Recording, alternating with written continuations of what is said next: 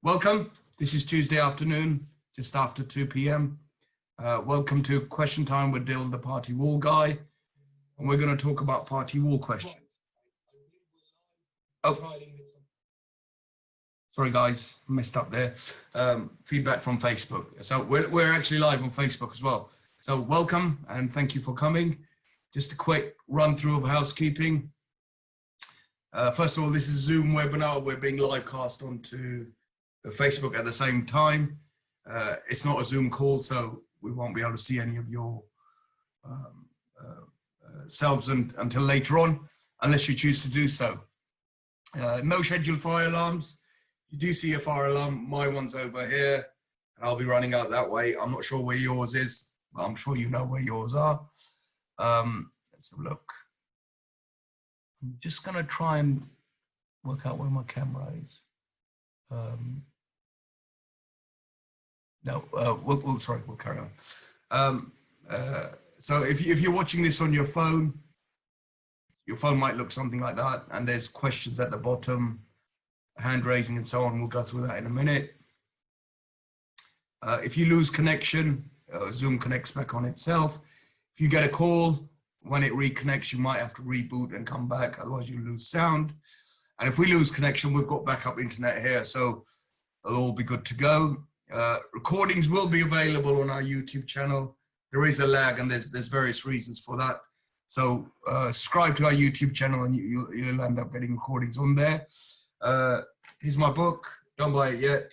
Updating it, so I'll tell you when to go for that one. And yes, let's go back onto muting and questions and so forth. So if you could keep yourselves muted while we're doing the show, and when we come to a pause, or if you've got any questions, raise your hands.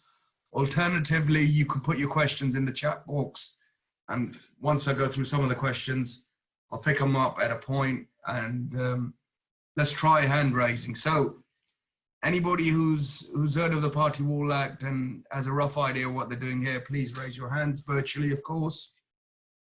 Thank you. Lower them down. And if you don't know what the hell you're doing here, raise your hands anyway, and you've got no intention of participating. So thank you for that. Right, let's roll on. Quick introduction. My name's Dill. I'm the Chief Surveyor at 1996 Party Wal.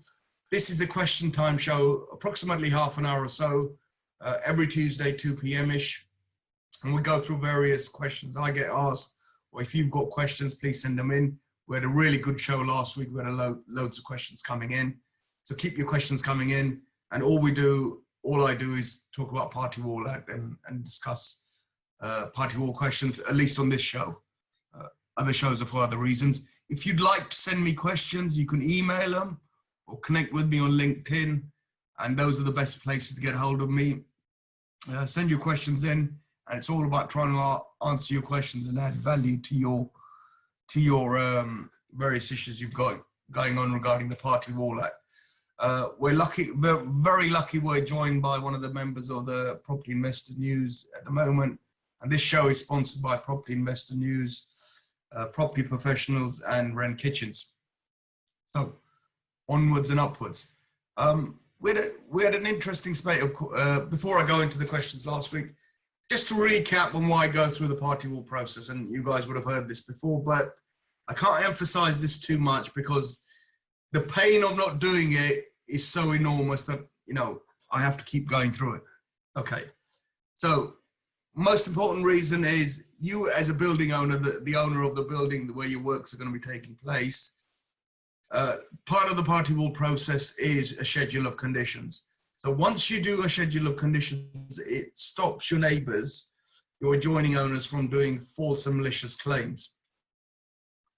Just going to make sure I'm on view here.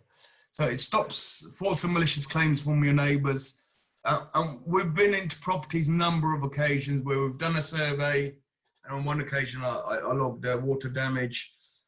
And it was there because his wife told me it was there. But when he got home, he looked at my report and he said, there's no water damage on my ceiling. What are you talking about? And he said it with such vigor and such intensity. And I thought, maybe I've got this wrong. Let me have a look at my files. Opened up my files, looked at the pictures. And I said, yes, I know about this because his wife told me. So it just shows that we get blindsided to the stuff that's around us, and we start to ignore it. Not always deliberately, but accidentally, our mind filters it out. So that's the reason main reason for having a schedule of condition on the neighboring property. And it's very similar to renting a car. When you guys rent a car, they'll take photographs. So there's no dispute afterwards whether the damage was caused by you driving like Ayrton Senna or it was already there. Okay. The other issue we get is if you don't carry out the Party Wal process, your works might end up being stopped midstream, and we've got a project that's currently going on, very similar circumstances, while the Party Wal issues are sorted out. So don't let that happen, and that can prove quite expensive if you've got building team on site, everyone's ready to go, and boom, you have to drop tools and deal with these issues that should have really been dealt with before. Okay, it is your responsibility as the owner of the building to deal with it. And by this, I also mean corporate owners. So it's not the architect's responsibility, it's not the project managers, not the builders, it's the owner of the building's responsibility. So please, and if you're an architect or a builder or project manager, make sure they understand that, because that can cause a problem for you later on. And of course, now we're hearing more and more discussions about legal action and taking people to court. All of this was always going on, and now it's getting into the realms of construction work, because everyone's getting fed up with more and more construction work. It is part of the thing, but you should avoid the avoidable. So Party Wal Act is one of those things that are avoidable. So please ensure you avoid it, follow the process. And last but not least, it is the law. It is a requirement of the law that you follow the Party Wal Act. And I keep hearing, oh, it's not really a proper law, is it? Well, all right, the police might not arrest you for not carrying out the Party Wal process, but the ramifications are much more severe in that it costs you financial money and takes delays, and it causes enormous amounts of stress if you haven't sorted it out. So please sort it out, and we're here to help you and advise you. So let's go on to our first question. Now, this is an additional question from previous week. I had a really interesting chat with a couple of guys that were on, and there was quite a lot of questions going on, and this got into chimney repair. I will be having a case study. Oh, this case study is brilliant. It's going to come in the next few weeks about dilapidations and chimney stack repairs and so on. But unfortunately, this chap couldn't be with us today. He did pass on his question. So he's got a scenario where now the difference between a chimney breast and a chimney stack. So where you've got the roof tiles, usually roof tiles are like this. Chimney stack is that below the roof line, and sorry, chimney stack is above the roof line. So that's the visible part you can see from the outside. A chimney breast is that below the roof line, and that's known as a chimney breast. So we were talking about dilapidations and chimneys and passing on sharing costs of repairs or party structures. This chap said, well, it's actually not the chimney stack that's damaged or fallen away. It's actually a chimney breast that's given way. I'm taking a guess here. It's probably due to insufficient support, and that can happen. In previous times, people have taken away chimney breasts, left the little nib in the loft without adequate support, or they put brackets or steels and support's not sufficient. So for that reason, the chimney stack's fallen away on this chap's job or property he's talking about. And he asked, what's the Party Wal implications? Now, and I just before I got on the call, I had a discussion with another colleague, and I'm inclined to agree. As long as the effect on the neighbours de minimis, and where you've got, here you're not taking out a chimney breast, you're just repairing one. So you're not really going to be affecting the Party Wal. And the most important issue here is the urgency of the works. So it's a repair work, it's on your side because that part of the structure is not shared. There's urgency there because it's fallen down and it's going to cause dangerous structures possibly. And obviously it all depends on the circumstances of the case. So my advice would be, you probably don't even need a party wall notice for that, because what you're effectively doing is cementing back those bricks. You're actually reinstating a structure that's your structure. You're not cutting away from a party wall structure. You're not in this scenario, it may not be defined as a party wall structure because you're not sharing it like a chimney stack, i.e. the chimney stack, it doesn't hold the flues of both owners. So I would say it's important to get it repaired quickly, do it efficiently, but ensure that the works you're doing are literally putting the bricks back and reinstating it. Now, if you're not using percussion power tools, you're using hand tools, and the work on the party wall is de minimis, i.e. it's similar to putting up a shelf and not cutting away and not doing extreme amounts of work, I would say you don't actually need a party wall notice to do a chimney breast repair like that. So that's my interpretation, and I'm just going on the information given. So hopefully that helps the chap last week. So it is a pleasure to have so many questions, and thank you for that. So interesting debate there and interesting ideas. I will present to you this chimney stack issue I've got going on. It's amazing. Right, so let's have a look at this week's question. So now, this week's question is really intriguing, and I get asked quite a lot on this. Can you explain the party wall process? One of the chaps who actually had a conversation with me, drew out the diagrams. He's one of our architectural clients. We get a lot of architectural work from him. And this was a two-way conversation. He actually drew the diagram out and sent me a WhatsApp. So thank you very much. If you like, you put your hands up, I'll give you credit later on. But this diagram actually descends from the conversation we had, and he actually drew this out. So I just tidied it up and put it on the slides here. So let's have a look at this diagram. This is the process.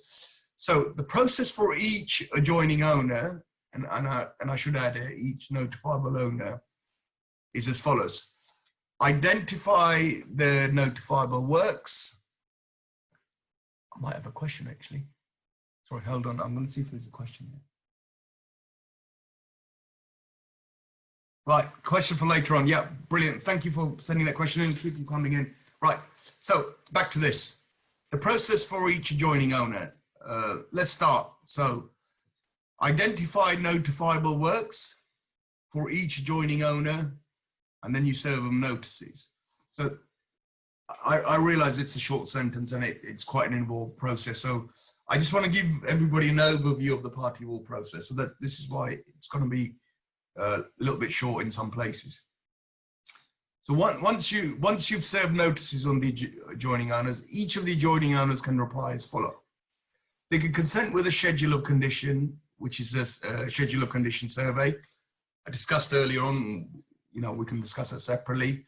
Once the schedule of condition survey is carried out, for that owner, the party wall process is complete, you're ready to start works. So that's one of the responses an adjoining owner has an option of doing.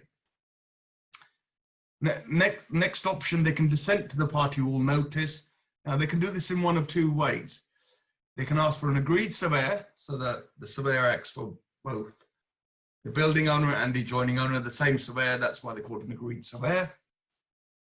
On the other hand, the adjoining owner can appoint their own surveyor. So each party has their own surveyor.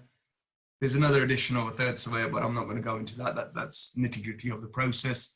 And you actually probably don't end up seeing that behind the scenes. In both scenarios, what's achieved is it's a schedule of condition with a party wall award. And once that's done, it's completed, party wall process completed, you're ready to start works. On the other hand, if each of them got their own surveyor, slightly different mechanics, principles are saying there's a schedule of condition, a party wall award's created, and works are ready to begin. Now, so that's literally three options, and I'm going to see if I can get my magic wand out now.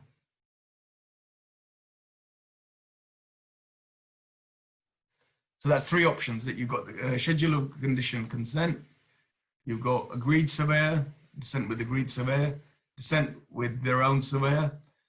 And the fourth one, it gets left aside, but it's quite important. It's not quite an option. Now, this occurs when the adjoining owners don't reply. Excuse me. And they don't reply on time. So this is a non-response to a notice. There's no response to the notice. After 16 plus 2 days, and I'm going to go into the timings as well later on, if I get a chance, you should send them a reminder letter. The reminder letter is known as a 10-4 letter. Once you've sent that, after 12 days, you should appoint a surveyor on their behalf. Now, in that scenario, you've got a surveyor acting for each side. It can't be an agreed surveyor if you're appointing it under Section 10-4B. It has to be a separate surveyor. And this is the recommended process. And this is one of the changes that was made between London Building Act 1939 and the Party Wal Act 1996. After the surveyor is appointed, he'll write to the adjoining owners requesting a schedule of condition. It's not always forthcoming. Where it is, it gets done. And again, it's there to protect both sides. Where there's no excess, you can't frustrate the works. So therefore, a Party Wal award is made and you're ready to start works. So in a sense, that's the overall process, in summary, for the Party Wal process and how it occurs. Now, each of those options and permutations and combinations are different for each adjoining owner. So it could be that you have got one adjoining owner, you could have three, and you could have up to 6 or 8 or whatever number of adjoining owners. And each of those has a different route and different selection. So just bear in mind, it can vary. So it's not quite a railroad project that runs through. Okay, got some more questions. So I'm going to come on to the questions in a minute. Great. So I'm just going to go through the 10-4 process and non-response from an adjoining owner. So most notices, Section 6 and Section 2/3 are automatic dissent. Now, Section 1 is automatic consent. I might go through the Section 1 in a minute as well. So 14 days, allowing 2 days for postage, gives you 16 days, and that's deemed a service. Now, you can hand them to your neighbor. Obviously, give them to your neighbor. It just helps with this human interaction, and it keeps everybody happy. But you should also follow it through by post, because that actually gives you proof that you've served the notice. Don't forget, this is a legal process, so proof may be required later on. After 16 days, if there's no response, you need to post a 10-4 letter. Now, it's better than ringing them up, hassling them, or doing anything else. Just simply send them a 10-4 letter. Now, for the 10-4 letter, again, certificate of posting, 10 plus 2 days. And at that point, we're giving them another 12 days, that's 28 days. If you receive no reply by the close of that day, then you should appoint a surveyor on their behalf. Now, this I've allowed for 10 days, but it can be shortened a little bit, where the adjoining owner, the surveyor appointed on their behalf, writes a letter to the adjoining owner saying, look, I've been appointed on your behalf. Please give us access for schedule of condition. It's in your interest. Let us have access. And in that case, the process carries on as normal. The award's served and you're ready to start work. If there's no 10-4 process, if the building owners refuse to carry this out, they're actually putting themselves at risk.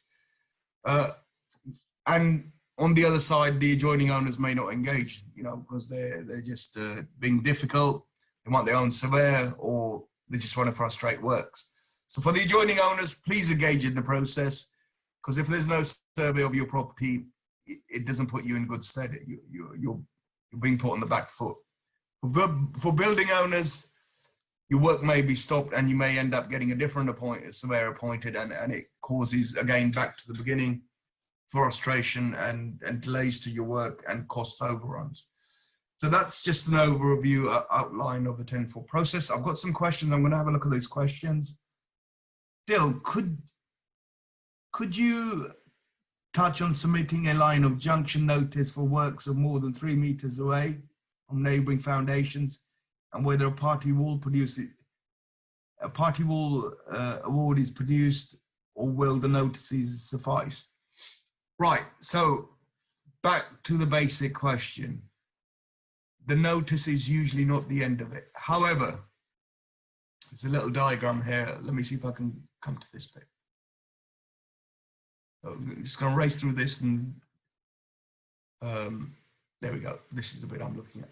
So if we look carefully here, there's something called a Section 1 notice. So it applies occasionally, and it's about building on the line of junction. I'll go through it in more detail next week. So you have a line of junction notice. Now, usually this applies together with another notice. So where you're doing a rear extension, you have a Section 6 notice. The difference between a Section 1 line of junction notice and the other notices is it's automatic consent. So for Section 1 line of junction notice, if you serve a notice within 14 days, it's assumed consent, and you can start building within 30 days. So if they don't dissent to that, it's automatic consent. Now, you could get past the 16-day period, 14 plus 2, 16-day period, and they come back to you later on and they dissent and appoint a surveyor, in which case you'd need an award. However, if they do not come back and appoint a surveyor,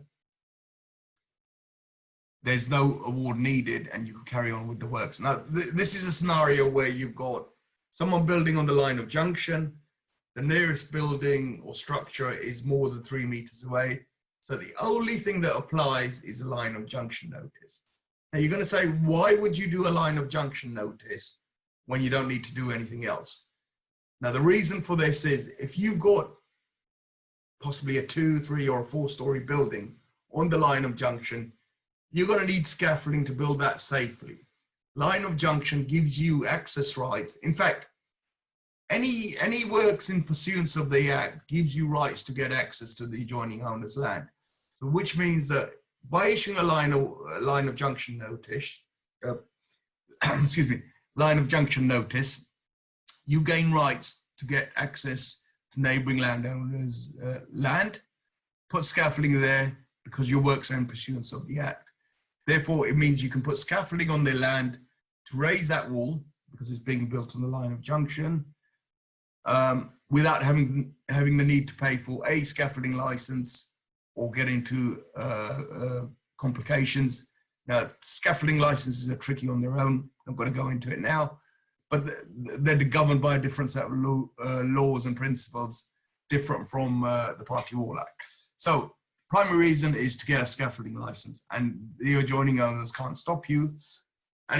And when you, as with any law, when you interfere with the Party Wal Act, it can be very, very bad for the adjoining owners. They can end up being sent to prison. So hopefully that answers that question.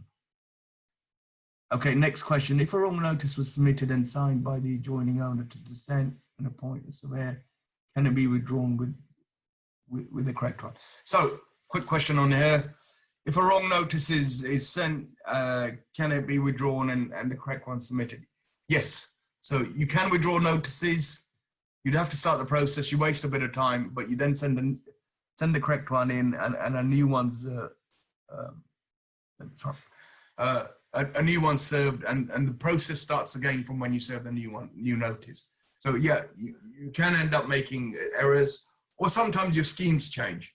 So where the schemes change and you need to do a different notice, you can reserve it. Now, if they've already appointed a surveyor, the likelihood is the surveyor is going to be either appointed again, or sometimes surveyors get appointed to receive notices. So they might be entitled to receive notices. So you can withdraw notices, put new ones in, as long as they're for different. It's a bit silly just withdrawing a notice, trying to put a new one in just to play silly buggers. So don't do that. It's not a good idea. Next question.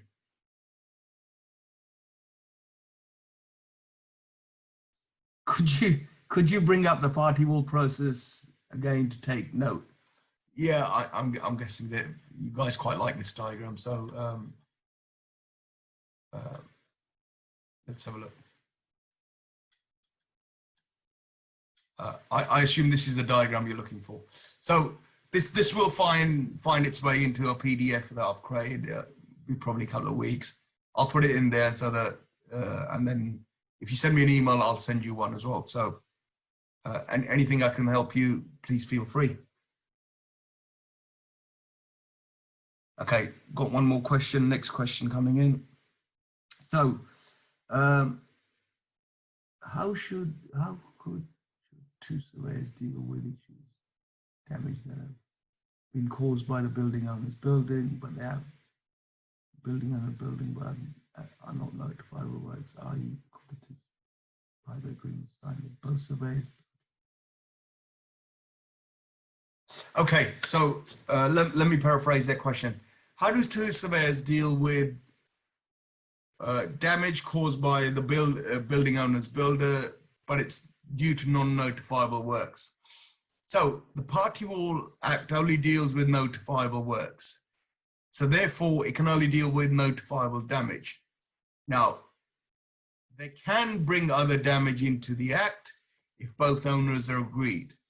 So it's in the adjoining owner's interest to agree it, because they don't have to go to court. It can be in the building owner's interest as well, because they're not going to end up being taken to court. So that it's in both parties' interest to resolve any damage due to non-notifiable works. And I'm assuming here that surveyors have already been selected. There's a process, and you can use Party Wal photographs as evidence to say whether it was there before or not. So that they can be used as evidence. Strictly speaking, it's outside the Party Wal process. You can bring stuff into the Party Wal process or a similar process by agreement on both sides. Now, the one thing this applies to quite a lot, used to until there was a case, and I think it was Nick Isaacs that wrote there's a document on website of Nick Isaacs, who's actually a QC now. He used to be a barrister. He's actually a QC, who said if you want to bring damage into the scope, the two owners can do so by agreement. So you can bring damage under Party Wal, outside of Party Wal Act, into the Party Wal agreement, and the reason being it's cheaper to settle it by a reward and come to an arrangement rather than go off to court and get solicitors involved. So that's a great question. Oh, got some more. Dill, can you touch base on chimney question I asked you about? Yeah, so back to that chimney question. I think you might have missed the first section, so I'll repeat it just to summarize. Where you've got a chimney, a breast that's fallen down, not the stack, the breast bit, and it's fallen down just because there's been damage. It's fallen down due for disrepair. Because chimney breast is not a party structure similar to a stack, so i.e. you're not really going to be able to charge both parties for repairing it. If it's just the chimney breast, you could just carry on and repair it, and I would say repair it quite urgently. And from description, you don't even need to take care of the Party Wal Act, because you're not repairing a Party Wal structure similar to a chimney stack. You're just dealing with the breast bit, and the chimney breast. You're not cutting into it. If you're just replacing bricks and the work is de minimis, I have a feeling you may not even need to do a Party Wal award. Important thing is get on with it and repair it quickly before the damage spreads. So that's my advice to you. Without looking at the circumstances in the usual, what do they call them? Hazard warnings. Look at that quickly and get it done as soon as possible. So hopefully that answers your question. Another question. Should we use small? Oh, excellent question. Right, like this one. Let me just make sure I get all of it. Should we use small thumbnails in SOC? Yes or no? Some surveyors use decent sized photos of schedule of condition. Does this not jeopardize GDPR? Right. So I think I've messed this up, so I'm gonna let me get back to the sliding. Right.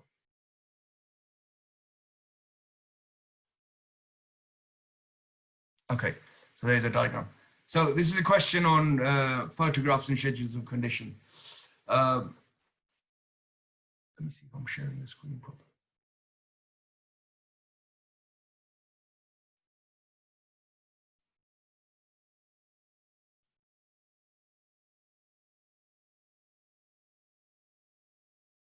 Right, back to the screen. Right. Okay, question here. Question about sharing photographs on a schedule of condition survey. Now, it used to be everybody used to, first of all, print photographs, put it on a schedule of condition. Stop doing that, start putting thumbprints, thumbnails, you know, shrunk photographs, and you get about 30,000 on a page. Actually, they're useless. There's no point putting those. It's just a useless exercise.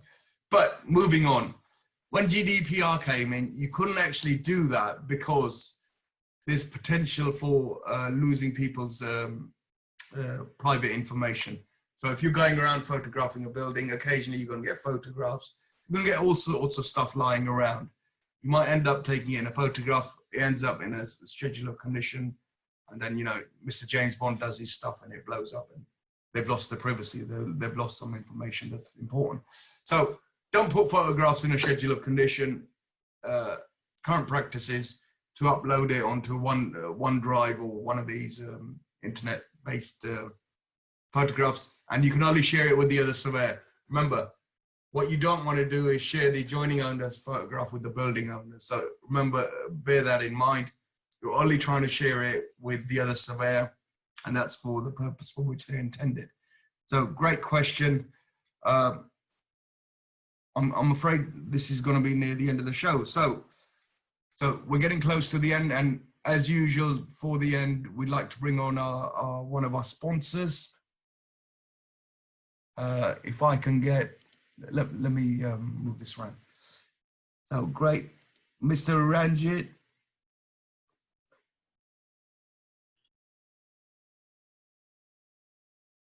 Okay, right, so I'm going to promote panelist.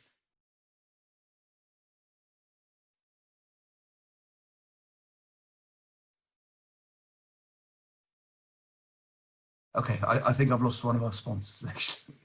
So, sorry. Hopefully, if you can hear me, Mr. Ranjit, if you can jump. Oh, yes, you're still here. Excellent. Let me bring you onto the screen. You can unmute yourself, sir.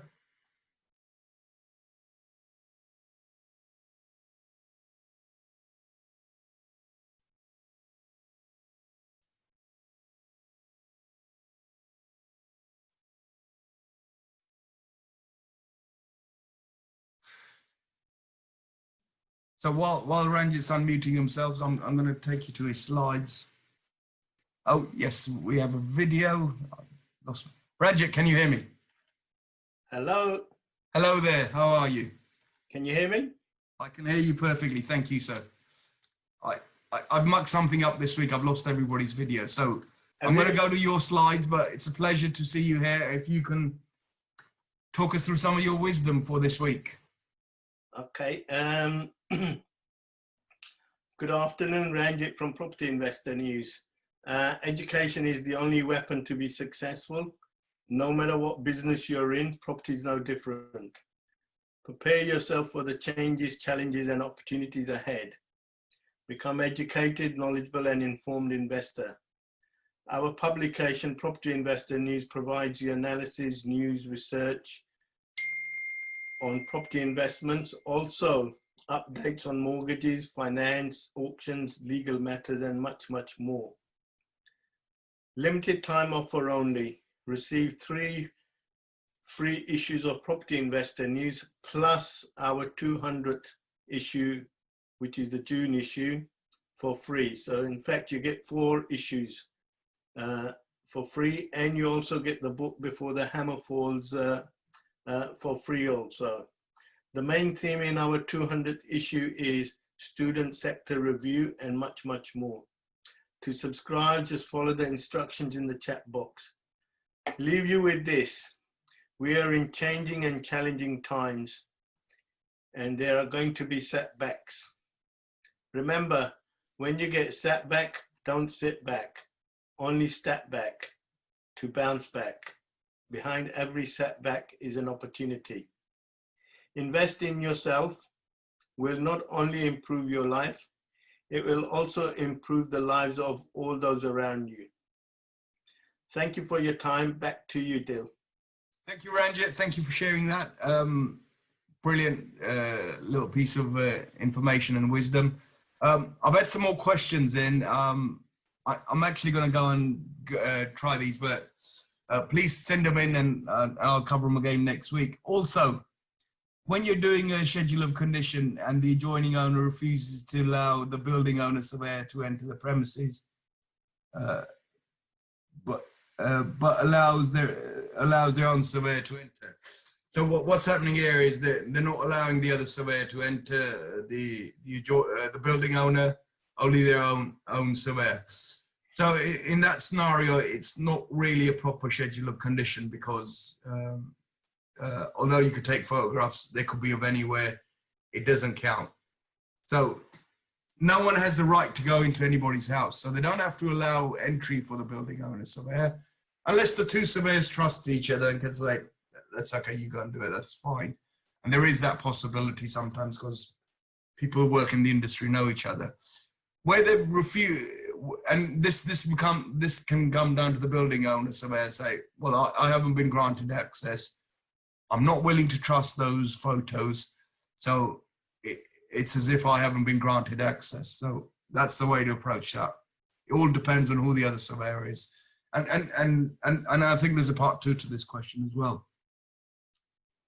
How can you rely on the adjoining owner surveyor to give you the right information to create a schedule of condition? Could they hide some information, leaving you to rely on information on the adjoining owner surveyor? So if you don't trust the adjoining owner surveyor, you're not going to trust their schedule. So it's simple as that. It shouldn't be getting to this stage anyway, and the reason being is, as a surveyor, you're there to do an impartial job. Even when you're acting on the building owner's side and the other chap is there, the other surveyor is acting on the adjoining owner side, you shouldn't be taking sides anyway. If you can't trust them, then you can't trust their photographs. So that's a decision for you to make. If they're hiding something, it's not going to do anybody any good. So all I can say is don't do it. We got an additional question. Excellent. Does the Party Wal surveyor have the authority to notify the appointing owner who the selected third surveyor is? Hardly anyone does this. Right. Good, great question. Excellent. So it's slightly phrased, slightly different, so that's why I got thrown out. Does the Party Wal surveyor have to notify the appointing owner who the selected third surveyor is? Hardly anybody does this. This is true. Good practice is everybody should notify their owners of who the third surveyor is. So 4 people who can call upon the third surveyor, either party, building owner, adjoining owner, or adjoining owner surveyor, building owner surveyor. So therefore the 2 surveyors should choose a third surveyor and they should tell their owners who the third surveyor is. Okay, normal good practice. And yes, it doesn't get done because by the time anything goes around, the award's done. But it is good practice to notify your owners of the third surveyor. Great question. So yes, another great session. I think we've gone quite a lot over time. We've had some great questions. Keep them. Oh, hang on a minute. We've got another one. You mentioned section 1 notice line of junction is sufficient. In this case, it's a double-story wall along the neighbor's timber fence. For planting or fence for planting on both sides. Is there another notice that the Party Wal award would be produced? No, where you've got the section line of junction section 1 notice, you don't actually need another notice to produce an award. That's sufficient. I've actually done awards on line of junction notice in the past. You don't need to have an excavation. You can do it just on a Party Wal. Section 1 line of junction notice. The benefits being you get rights of access on the neighbouring land. Dill, I want to know about retrospective awards, getting this lot, getting this a lot. Can this be done or not? It can be done only if the 2 owners agree. And if you Google Nick Isaacs, who's a QC now, he's produced a very small, it's actually a 1-page agreement. There was some case law on it. He's produced a little PDF, and then if you get both owners to agree, you can encapsulate their, include their pre-notice, what's the word? It becomes a retrospective award, but only if both owners are agree and they understand what's going on. So, super great questions, getting really interested. I'm afraid that's all I got time for. I've got to go and disappear now. Email, link, send me your questions by LinkedIn. Pleasure being here. Hope I've answered all the questions so far today, but keep them coming in and I'll see you next Tuesday, same time.